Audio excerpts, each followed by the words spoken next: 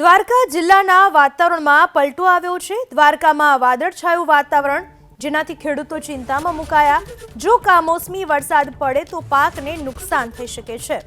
દ્વારકામાં વાતાવરણમાં પલટો આવ્યો છે। હવામાન વિભાગે વાતાવરણમાં પલટો આવવાની આગાહી કરી છે।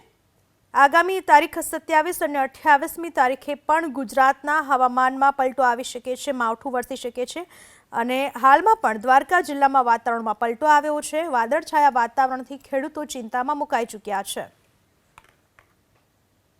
બનાસકાંઠાના પાલનપુરમાં રસ્તાઓને લઈને લોકોમાં ભારે આક્રોશ। ફતેપુર ગામથી સેમોદરા અને ફતેપુર ગામથી કમાલપુરાને જોડતા કાચા રસ્તાને લઈ સ્થાનિકોએ વિરોધ દર્શાવ્યો છે। ઘણા વર્ષોની રજૂઆત છતાં ગામોને જોડતા પાકા રોડ ન બનાવાતા હવે સ્થાનિકોમાં નારાજગી જોવા મળી રહી છે। સ્થાનિકોની માંગ છે કે છેલ્લા ઘણા વર્ષોથી રજૂઆત કરીએ છીએ, પરંતુ અમારા ગામથી બીજા ગામોને જોડતા માર્ગ બનાવવામાં આવતા નથી, જેથી 4 થી 5 કિલોમીટરનું અંતર વધી જાય છે। જો ફતેપુર અને સેમોદરા વચ્ચેનો રોડ બનાવવામાં આવે તો આ અંતર ઘટી જાય, લોકોને પણ મોટી રાહત મળે।